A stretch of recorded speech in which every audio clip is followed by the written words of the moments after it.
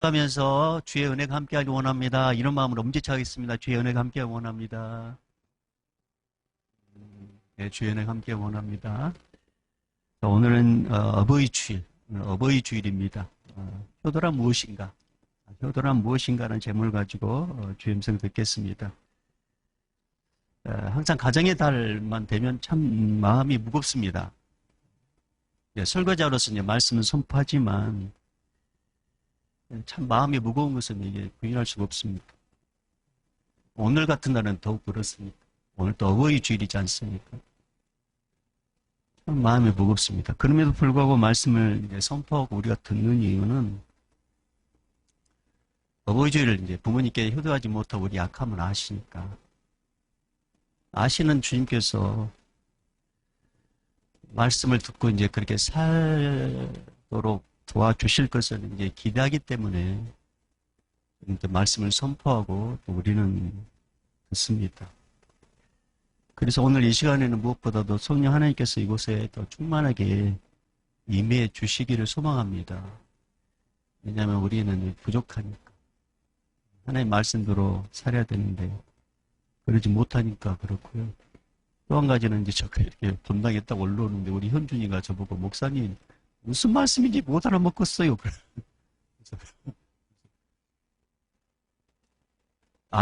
무슨 말인지 알겠습니다. 얘들 수준이 아니라 이제 어른 수준으로 이제 제가 설교를 하다 보니까. 그래서 현주에게 뭘 하냐면, 성령 충만해라. 성령 충만해야 된다. 네, 그랬습니다. 성령님께서 깨닫는 은혜를 주지 아니하시면은 참 이해하기 쉽지 않거든요. 그래서 성령님께서 이곳에 충만해 주시기를 같이 소망하십시다.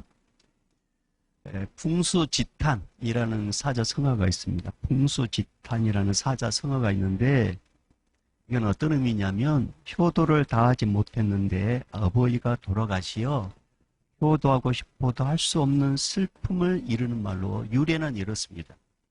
중국 춘추 전국시대의 공자가 여러 나라를 떠돌던 시대에 제 나라에 간 적이 있었답니다.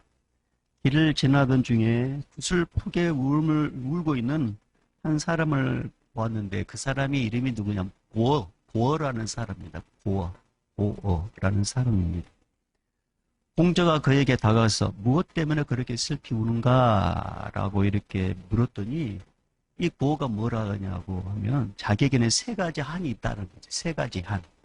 첫 번째 한이 뭐냐면 공반답시고 집을 떠났다가 돌아보니까 부모님이 먼저 세상을 떠나버린 거예요. 둘째는 자기를 알아봐 주는 왕이 없어서 슬프다는 거예요. 셋째는 자기와 친했던 친구들과 사이가 멀어진 것. 이것이 너무 슬프다는 것입니다. 그렇게 이야기하고서 나서 이제 다음과 같이 그가 말을 합니다. 나는 멈춰 있고자 하지만 바람이 그치질 않고 자식이 봉양하고자 해도 부모님이 기다려주지 않습니다. 라고 이렇게 고백했는데 이 고백이 이제 풍수지타. 바람풍, 나무수, 오조사지, 한탄할 한. 그래서 풍수지타. 이게 이제 유래가 된 것입니다. 여러분, 사람은 지나고 나면 참 후회가 돼요. 사람은 지나고 나면 후회가 됩니다. 그때 당시에는 참 힘들고 부담되고 서운하고 원수 같았던 그 사람과 그 일이 시간이 지나고 나면 아무것도 아니라는 걸 알게 됩니다. 왜 그때 내가 왜 그랬지? 왜 그때 내가 그랬을까? 뒤를 돌아보면 그때는 아무것도 아니에요. 시간이 지나고 나면 뒤를 돌아봤을 때 아무것도 아니에요. 지금 생각하면 아무것도 아닌데 왜 그랬을까? 이렇게 후회하는 게 인간입니다. 그래서 우리 앞주 이제 어린이주일을 맞이해서 아이들이 자라면 부모를 떠나게 돼요. 부모는 늙으면 또 자식을 떠나게 됩니다. 그렇게 이야기하면서 한마디 했죠. 뭐라 했습니까? 있을 때 잘하자. 살아계실 때 잘하자. 그래서 오늘 어버이 주일입니다. 부모님이 살아계시다면 살아계실 때 차별.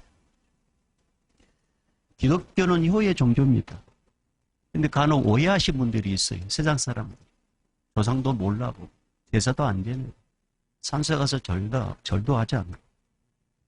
그래서 세상 사람들은 죽고 나면은 효단답시고 음식을 뻔하게 차려가지고 제사상에다 막 상다리 부러질 정도로 차려놓고 거기다 절을 하고 그러면서 이렇게 부모를 섬겨야 된다. 죽고 나서. 그러나 성경 우리 하나님은 그런 분이 아니시고 우리 하나님은 살아계실 때 잘 섬겨라.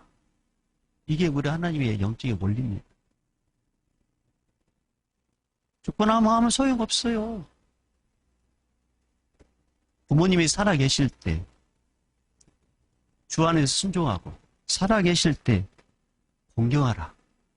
이게 하나님의 말씀입니다. 하나님은 살아계실 때 잘 섬기라 이렇게 말씀하셨지 죽고 나서 후회해가지고 막 음식 잘 차려가지고 제사를 잘 드려라. 그렇게 말하지 않았습니다. 여러분 자녀들이 자라오면서 부모님의 보살핌을 이제 받았습니다.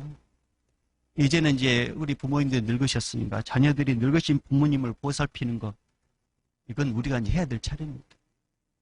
이거 당연한 일 아닙니까? 그 당연한 일인 부모님을 공경하고 잘 섬기는 자녀들에게 하나님께서 가만히 계시지 않고 이런 축복을 약속하셨어요. 잘 들어주세요. 출애굽기 20장 12절 말씀 보니까 내 부모를 공경하라. 그리하면 내 하나님 여호와가 내게 준 땅에서 내 생명이 길리라. 장수의 복을 약속하셨어요. 근데 신약 성경에 보면 에베소서에 보면은 장수의 복에다가 한 가지 복을 더 첨가시킵니다. 잘 들어보세요. 에베소서 6장 1절에서 3절 말씀 보면 자녀들아 주 안에서 너희 부모에게 순종하라. 이것이 옳으니라. 내 아버지와 어머니를 공경하라. 이것은 약속이 있는 첫 계명이니 이로써 내가 잘되고 땅에서 장수하리라. 장수의 복에다 한 가지 더 첨가된 게 뭐예요? 잘된다. 여러분 뭔가 시작할 때 안 되기를 바라는 사람 없잖아요. 무엇이든 잘 되기를 바란단 말입니다. 근데 뭔가 안 된다. 뭔가 잘 되지 않는다.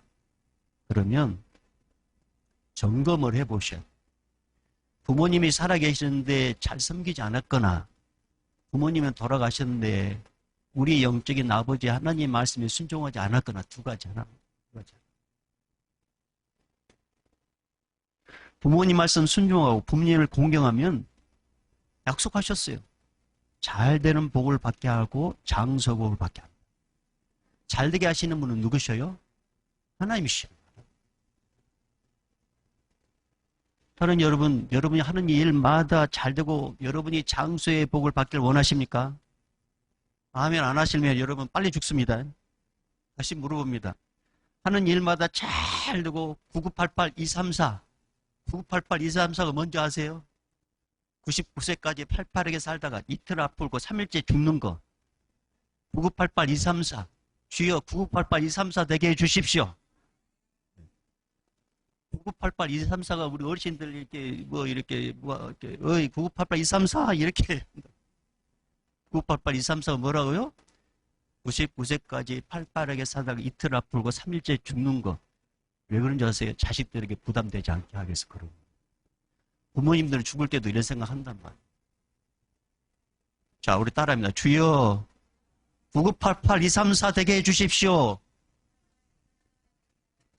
여러분의 부모님이 그렇게 되기를 주님 축복합니다. 하는 일마다 잘 되고 장수의 복을 받길 원하십니까? 네. 그렇다면 눈에 보이는 아버지, 어머니께 효도하십시오. 부모님은 하나님의 대리자입니다. 대리자. 우리 눈에 보이지 않는 하나님께서 하나님의 마음을 가장 잘 보여주시는 분들로 부모님을 우리에게 주셨단 말이에요. 여러분 우리 아이들 아프면 알겠지만 우리 아이들 여러분 알죠? 우리 친구들 여러분 아프면은 여러분 옆에 누가 가장 가까이 있어요? 엄마도 있고 아빠도 있잖아. 엄마도 있고 아빠도 있어. 네, 엄마가 밤을 새면서 여러분 간호하잖아요. 아플 때. 그런 것처럼 우리가 힘들고 어렵고 아플 때요. 마음이 아프고 속상할 때 가장 가까이서 우리를 위로해 주신 분이 누구시냐? 하나님이라는 거죠. 그 하나님이 눈에 보이지 않잖아요. 그러니까 하나님께서 내가 이렇다는 것을 대리적으로 보여주신 분이 부모님이셔요. 그래서 신앙인 가운데 부모님께 효도하는 자녀들 보면요. 다 공통점이 있어요. 다 뭐냐? 눈에 보이지 않는 하나님을 잘 섬기는 자들입니다. 그런 면에서 오늘 본문은 하나님 마음이 합한 사람이라고 칭찬받는 이 다윗이 부모님께 어떻게 효도를 했는지 우리는 배울 수 있습니다. 자, 첫 번째, 다윗이 보여준 효도는 무엇이냐? 자, 1절에서 3절. 자, 1절에서 3절 우리 함께 같이 읽어봅니다. 시작. 그러므로 다윗이 그곳을 떠나 아둘람굴로 도망하며 그의 형제와 아버지 온 집이 듣고 거리로 내려가서 그에게 이르렀고 반란당한 모든 자와 빚진 모든 자와 마음이 원통한 자가 다 그에게로 모였고 그는 그들의 우두머리가 되었는데 그와 함께 한 자가 400명 가량이었더라. 3절까지요. 다윗이 거기서 모압 미스베로 가서 모압 왕에게 이르되 하나님이 나를 위하여 어떻게 하실지를 내가 알기까지 나의 부모가 나와서 당신들과 함께 있게 하기를 청하나이다 하고 아멘. 여러분 이제 이 말씀은 어떤 내용이냐? 다윗이 17세 정도 됐을 때 골리앗을 죽이지 않습니까? 그래서 이스라엘의 이제 민족적 영웅으로 세상에 부각됩니다. 그때 백성들이 사울왕은 천추여 다윗은 만만이라는 그런 노래를 부르자 그 노래를 듣고 사울 질투심에 사로잡혀가지고 다윗을 죽이려고 합니다. 그러니까 다윗이 어느 순간에 이제 도망자 신세가 되고 맙니다. 본문은 이제 그 과정 가운데 사울왕이 이제 다윗을 죽이려고 했을 때 어디까지 피하게 되냐면 골리앗의 나라 가드 그까지 이제 피하게 됩니다. 근데 가드에 이제 아기스 왕 앞에 딱 섰는데 그 가드 아기스 왕 신하들이 저 사람이 우리 장군 골리앗을 죽였다고 왔으니까 죽이십시다. 이제 그렇게 한 것입니다. 그러니까 이 피하러 갔다 또 거기서 이제 다윗이 죽음의 위기에 이제 직면하게 됩니다. 그때 하나님께서 기가 막히게 다윗에게 생각을 딱 하나 주는데 그건 뭐냐면 미친 척해라. 감동이죠. 미친 척해. 다윗은 사울왕이 미친 것을 가장 가까이 봤기 때문에 미친 사람이 어떻게 행동하는 것을 금방 압니다. 그래서 얼마나 리얼하게 미친 척을 했는지 블레셋 가드왕 아기스가 야 미친 사람 우리나라 없어 저 사람 데려오는데 빨리 쫓아내라. 그래가지고 그 죽음의 위기에서 이제 벗어나게 됩니다. 그리고 죽을 고비를 넘기고 다윗이 이제 급히 가드 지방을 떠나서 피한 곳이 어디냐? 아둘람 굴이야. 아둘람. 이 아둘람이라는 이름의 뜻은 피난처 보호처라는 것입니다. 피난처 보호처. 이 다윗이 아둘람 굴에 있다는 소문을 듣고 찾아온 사람들이 있었는데 사울 왕으로 인해서 고통받은 환난당하지 않은 빚진 자, 마음이 원통한 자뿐만 아니라 다윗의 부모와 그의 형들과 가족들도 다 이곳에 찾아왔다는 거죠. 왜냐하면 오죽했으면 이들이 도망자 신생 이 다윗에게 찾아왔겠어요. 그러니까 사울 왕이 정치를 똑바로 하지 못해가지고 환난당한 자, 빚진 자, 마음이 온통한 자를 이렇게 힘들게 하는 것뿐만 아니라 다윗의 가족까지도 힘들게 했다는 것을 알 수 있어요. 그러니까 다윗의 가족들이 피하는데 다윗이 숨어서 피하는 이 아둘람 굴까지 온 거예요. 그 가운데 다윗이 가장 신경 쓰이는 분이 누구냐면 부모님. 연로하신 부모님이에요. 여러분 언제든지 사울왕이 촛불 입수해가지고 다윗이 아둘람 굴에 있다는 촛불 입수하자마자 사울왕은 다윗을 죽이려고 올 수 있단 말이에요. 그러면 그곳에 있는 400명 정도 되는 사람 가운데 이제 가족도 있고 다윗의 부모도 있는데 젊은 사람들은 사울왕이 죽이러 옵니다라고 했을 때 빨리 피할 수 있는데 나이 드신 연로하신 부모님들은요 그렇게 행동이 빠르지 못하단 말이에요. 그러면 결국 잡히게 되게 말 것이고 잡히면 죽거나 아니면 엄청난 고통을 당할 것은 뻔한 건 아니겠습니까? 그러니까 다윗은 자기 부모님이 고생할 것을 눈에 보고 가만히 있을 수가 없었어요. 그래서 혼자 모압왕을 찾아갑니다. 물론 다윗이 무턱대고 모압왕을 찾아간 것은 아닙니다. 다윗의 중조 할머니가 누구냐면 모압 여인 룻이었거든요. 룻. 다윗 가문도 모압의 촉속에 피가 흐르고 있으니까 우리 집안 이런 집안이니까 부탁합니다. 우리 아버님, 우리 어머님 좀 잘 좀 섬겨주십시오. 그렇게 부탁을 모압을 찾아갑니다. 자, 그 말씀이 이제 3절이거든요. 우리 다시 3절 읽어볼까요? 시작. 다윗이 거기서 모압 미스베로 가서 모압 왕에게 이르되 하나님이 나를 위하여 어떻게 하실지를 내가 알기까지 나의 부모가 나와서 당신들과 함께 있게 하기를 청하나이다 하고, 자, 이걸 현대인 성경에는 이렇게 기록되어 있어요. 현대인 성경에는. 그 후에 다윗은 모압인 미스바로 가서 모압 왕에게 하나님이 자기를 위해 무엇을 하실 것인가를 알 때까지 자기 부모가 왕궁의 보호를 받도록 해달라고 간청하였다. 해달라고 간청하였다. 이렇게 기록되어 있습니다. 그러니까 다윗은 모압 왕에게 가가지고 하나님께서 자기의 길을 보여줄 때까지만이라도, 내가 우리 부모님 잘 간수할 때까지만이라도 우리 부모님을 왕궁에서 좀 잘 보호해 주십시오라고 이렇게 간청을 했다는, 간청. 여러분, 간청할 때 어떤 모습으로 간청했을 것 같아요? 다윗이 모압 왕이 찾아가가지고 우리 부모님 좀 부탁합니다라고 이렇게 간청했을 때 어떻게 간청했을 것 같아요? 여러분 상상해 보셔요. 어떻게 간청했을 것 같아요?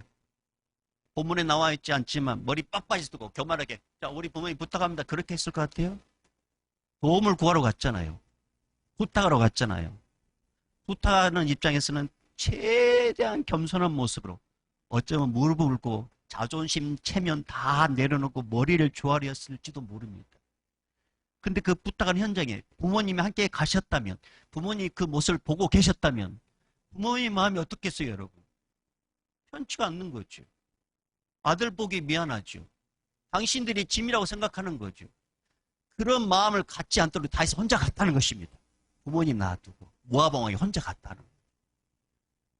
다윗이 얼마나 부모님의 입장을 생각하는지 여러분 이거 알 수 있어요. 부모님의 마음을 헤아린 거예요. 혹시나 당신 앞에서 그런 모습 보면 부모님의 마음이 아플까? 다윗이 그런 사람이었습니다. 부모님의 마음을 헤아린, 부모님의 입장을 생각하는 거예요. 하나님, 여러분, 다윗이 그랬다면 우리도 할 수 있어요. 우리도. 부모의 입장을 이해해 보는 거죠. 부모님의 마음을 헤아려 보는 거예요. 부모님의 마음을 알아주는 거예요. 여러분, 부모님의 마음이 어떤 마음인지 아세요? 부모님이 자식들에게 바라는 마음, 부모님이 자식들에게 가장 바라는 게 뭔지 아세요? 이걸까요? 이게 뭐예요? 돈일까요? 아닙니다. 부모님의 마음, 부모님이 자식들에게 바라는 건 뭐냐면 자식들이 잘 사는 거예요. 잘 사는 거. 걱정 없이 건강하게 사는 거.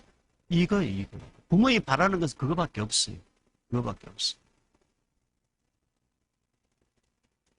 그리고 부모님들 앞에서 여러분, 부모님들 앞에서 걱정하는 말이나 행동할 때 자제를 하셔야 돼요. 부모님들 그거 보면 마음이 아프단 말이에요.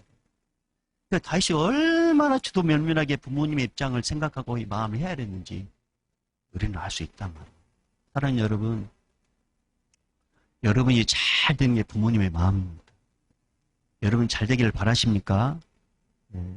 뭐 잘 사는 것, 잘 되는 건 나의 노력으로 한계가 있어요. 하나님이 도우셔야 됩니다. 누가 하셔야 돼요? 자, 우리 하나님이 하셔서 세 번 선포해 볼까? 시작. 하나님이 하셔, 하나님이 하셔, 하나님이 하셔. 아멘, 아멘, 아멘. 할렐루야.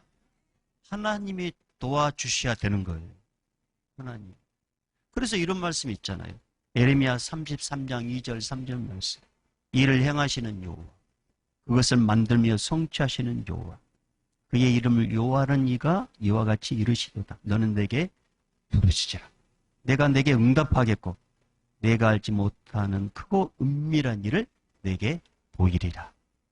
여러분이 하나님께 기도하면 우리 하나님은 우리의 기도를 응답하셔가지고 잘 살도록 도와주십니다. 이거예요, 이거예요. 부모님은 이거 하나 바라는. 더 나아갔어. 우리 모두는 하나님을 아버지라 부릅니다. 자녀인 우리가 어떻게 하면 하나님의 마음을 알아들을 수 있을까요? 자녀인 우리가 어떻게 하면 하나님의 마음을 기쁘시게 해드릴 수 있을까요? 간단합니다. 하나님의 아버지의 마음을 헤아려주면 됩니다. 하나님 아버지의 간절함을 알아주면 됩니다. 그러면 하나님 아버지의 마음은 어떤 마음일까요? 우리 부모님들이 이 땅에 우리 자녀이 잘 되는 것처럼 하나님의 마음은 하나님을 믿는 자녀들이 이 땅에 살면서 어떻게 사는 것이 아버지 마음일까요? 간단합니다. 항상 기뻐하고 할렐루야 쉬지 말고 기도하고 범사에 감사하며 사는 것입니다. 그리고 한 가지 더 있습니다. 하나님께서 원하는 걸 해드리는 거예요. 그것이 뭘까요? 하나님께서 원하는 거 해드리는 그것이 뭘까요? 디모데전서 2장 4절 말씀. 하나님은 모든 사람이 구원을 받으며 진리를 아는 데 이르기를 원하시느니라. 때를 얻든지 못 얻든지 예수 믿으라고 복음을 전할 때 예수님을 잘하는 당신의 독생자를 잘하는 거잖아요. 그때 우리 하나님은 가장 기뻐하십니다.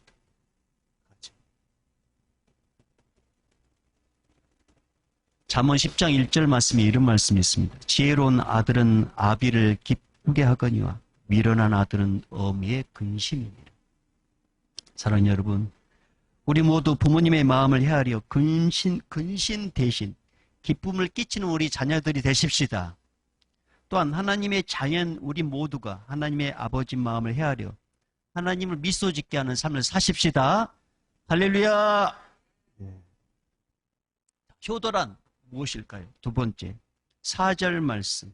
자, 4절 말씀 읽어봅니다. 시작. 부모를 인도하여 모압 왕 앞에 나갔더니 그들은 다윗이 요새에 있을 동안에 모압 왕과 함께 있었더라. 아멘. 다윗은 모압 왕의 이제 허락을 받고 그래 알았다. 그리고 아둘람 굴에 돌아가서 부모님에게 작조주장을 이야기합니다. 그리고 친히 부모님을 모시고 모압 왕 앞에 가가지고 모압 왕이 준 그 거처에서 얼마 동안 부모님과 함께 그것을 잊게 됩니다. 잠시 부모님과 함께 있었지만 불편하지 않도록 보살피는 그런 일을 그 땅에서 했다는 거죠. 성경에는 나와 있지 않지만. 그렇지 않겠어요? 여러분, 사람이 나이가 들면 세 가지가 슬퍼진다고 합니다. 나이 드신 어르신들 아마 이해가 될 거예요. 세 가지가 슬퍼지는데 첫 번째, 아픈 데가 많아져 슬퍼진다는 거죠. 아픈 데가 많아지면 서글퍼져. 연세 드시면 자연히 아픈 데가 많아집니다. 모든 관절 마디마디 아픕니다. 허리도 아프고 무릎도 아픕니다. 눈도 침침해지고 이빨도 다 빠집니다. 그렇다고 자식들 앞에 어디 아프다고 말도 못합니다. 왜냐하면 걱정할까 봐. 그러니까 우리 부모님들은 착오로 자식들 걱정할까 봐. 당신들이 그냥 꼭 참고 말아버려요. 꼭 참고. 그냥 아프잖아요. 그럼 아프면 못 움직이단 말이에요. 움직이지 못하니까 운동량이 줄어들어요. 운동량이 줄어드니까 밥맛도 없게 돼요. 이게 악순환이 계속 되는 거예요. 이런 과정이 되다가 어느 순간인가 이제 없게 되는 거예요. 이것을 아주 잘 표현한 말씀이 전도서 12장에 나온 말씀 아닙니까? 전도서 12장 3절에서 5절 말씀 보면 늙으면 이렇다 그런 내용들이죠. 나이 드시면은 서글퍼지는 것 두 번째, 애로움 때문에 서글퍼집니다. 애로움 때문에 서글퍼집니다. 젊을 때는 만나는 사람도 많고 오라는 데도 많고 바쁘게 보냈습니다. 그런데 늙고 퇴직을 하다 보면 오라는 것도 없고 만나는 사람들도 줄어듭니다. 그러면 자연스럽게 외로워지는 거죠. 더군다나 혼자 사신다면 더합니다. 더. 목회하시다 은퇴하신 목사님만 봐도 제가 이제 가까이 보면 그렇습니다. 현직에 계실 때는 만나는 사람들이 많기 때문에 활력이 넘칩니다. 근데 딱 은퇴하시잖아요. 그러면 급속도로 노쇠해지는 것을 볼 수 있어요. 만나는 사람도 없고 찾아오는 사람도 없고 그러니까 애하셔요. 그래서 이런 말이 있잖아요.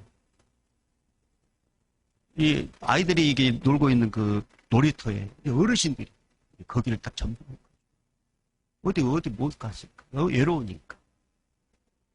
만나는 사람이 있으면 얼굴에 분이라도 좀 칠하고 꾸미기도 할 것인데 만나는 사람도 없으니까 차츰차츰 그런 일이 사라지니까 이제 당신 몸도 못 돌보는 거죠. 그래서 냄새 나고 그래요. 여러분, 이게 부모님 나이 늙으면 이렇다는 거죠.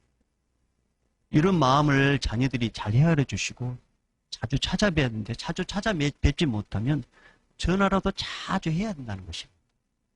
외우시니까. 셋째, 뭐가 서글퍼지냐? 예전처럼 마음껏 먹을 수 없으면 서글퍼지는 거죠. 예전처럼 마음껏 먹을 수 없으면 서글퍼집니다. 모든 기능이 약해지다 보니까 많이 먹을 수 없어요.